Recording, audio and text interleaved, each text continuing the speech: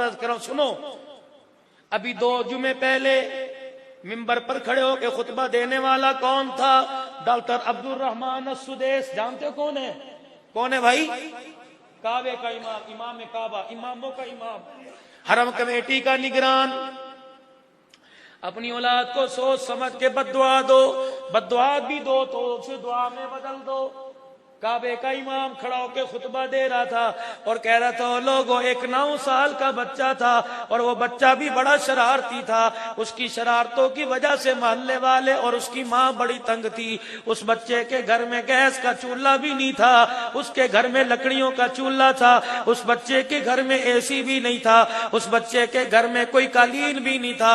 اتنا شرارتی. ماں دعائیں کرتی اللہ اس بچے کو صحیح کر دے. ایک دن اس کے گھر مہمان آ گئے. اس کی ماں نے غربت کی وجہ سے محلے والوں کے دروازے بجا کے کچھ اکٹھا کیا، پھر ہنڈیا چڑھائی، کھانا پکایا. جب کھانا تیار ہو گیا، اللہ غنی، مہمانوں کو دینے کی باری آئی. ماں برتن لینے گئی، اس بچے نے مٹی اٹھائی اور گھر اور ہنڈیا کے اندر ڈال دی. ماں آئی، اس نے دیکھا سالن کے اوپر مٹی کی مٹھی پڑی ہے. کس نے کی؟ اشارہ کر کے اس بچے نے کہا میں نے کی. اس وقت ماں کا کیا حال ہوگا؟ مہمان آئے ہیں، عزت کا جنازہ نکلے گا. وہ ماں غصے میں اس بچے کی طرف دوڑی اور بچے کی طرف دوڑی. بچہ تیز تھا، وہ دوڑتا دوڑتا دروازے تک چلا گیا. جب دروازے پر گیا، ماں اس کی بھاگ بھاگ کے تھک گئی. بچے نے بھگا بھگا کے تھکا دیا. بچہ کھڑا تھا، اس کی ماں کو غصہ آیا. اس نے غصے میں یوں کر کے ہاتھ اٹھائے اور ہاتھ اٹھانے کے بعد چپ ہو گئی. آنسو نکلنے لگ گئے. اس طرح کر کے غصہ پینے لگ گئی. پھر اس نے بددعا دینا چاہی، وہ بددعا دعا بنا کے دے دی. کہنے لگی تنگ تو نے بڑا کیا، اگر ایک اشارہ کروں برباد ہو جائے گا، لیکن میں اشارہ بربادی کا نہیں کرتی، اشارہ تیری سلامتی خیر کا کرتی ہوں.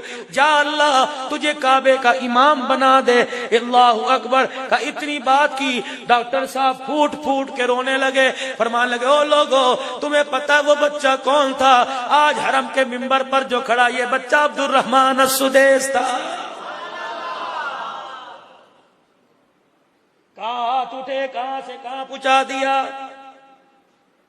خدا کی قسم میں لاکھ قرآن پڑھوں میری زبان میں وہ کرنٹ نہیں جو سفید داڑھی والے بابا جی تیری زبان میں کرنٹ ہے.